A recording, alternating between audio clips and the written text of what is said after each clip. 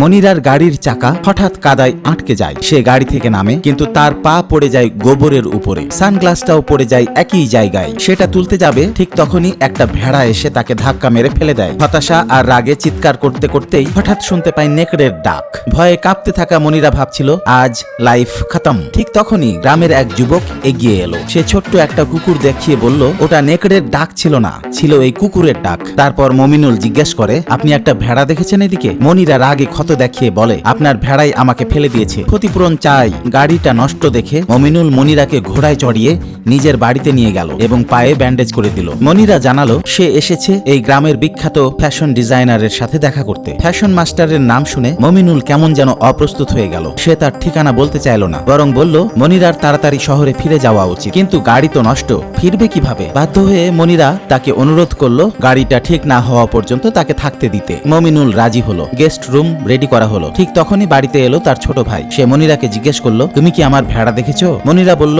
আজ আর খুঁজতে যেও না, সকাল হলে কাল খোঁজাখুঁজি করবো দুজনে। কিন্তু ছেলেটা বলল, আপু যদি তুমি আমাকে ভেড়াটা খুঁজে দাও, আমি তোমাকে সেই ডিজাইন মাস্টারের ঠিকানা বলে দেবো। এটা শুনে মনিরা রাজি হয়ে গেল। পরে মমিনুল গাড়ি নিয়ে ফিরে এসে দেখে মনিরা নাই, ছোট ভাইও নাই। বাড়ির সবাই ভাবলো মনিরা বাচ্চাটাকে চুরি করে নিয়ে গেছে। তারা অনুতপ্ত হলো, কেন সেই মেয়েকে সাহায্য করতে গেল অযথা। এদিকে মনিরা পাহাড়ি পথে শিশুটিকে কোলে করে হাঁটছে। অন্ধকার নেমে এসেছে, বাচ্চা কান্নায় ভেঙে পড়েছে। ঠিক তখনই দূরে ভেড়ার চিৎকার, ধস্তাধস্তির শব্দ। মনিরা শিশুটিকে সেখানে স্থির থাকতে বলে দৌড়ে গেল। এদিকে দূর থেকে নেকড়ের ডাক শুনে ছেলেটা ভয় পায়। সৌভাগ্যক্রমে তার পরিবার এসে তাকে খুঁজে পায়। ছেলেটা দ্রুত বলে দেয়, আপু অনেক ভালো মানুষ, আমি তাকে এখানে নিয়ে এসেছি, সে মনে হয় বিপদে পড়েছে। এই কথা শুনে মমিনুল ভীষণ চিন্তায় পড়ে। আর দেরি না করে মনিরাকে খুঁজতে ছুটে যায়। অন্যদিকে মনিরা অবশেষে ভেড়াটাকে খুঁজে পায়, কিন্তু ঠিক তখনই সামনে ছুটে আসছে একটা নেকড়ে। পায়ের ব্যথা সহ্য করে দৌড়াতে চাইলেও পারে না। এই বুঝি নেকড়েটা তাকে শেষ করে ফেললো। নেকড়েটা তাকে আক্রমণ করতে যাবে, ঠিক সেই সময় অন্য কারো এগিয়ে আসার শব্দ শোনা গেল। আরে এই যে আমাদের মমিনুল। সে এসে দাঁড়ালো তার সামনে, নেকড়ের সঙ্গে লড়তে প্রস্তুত।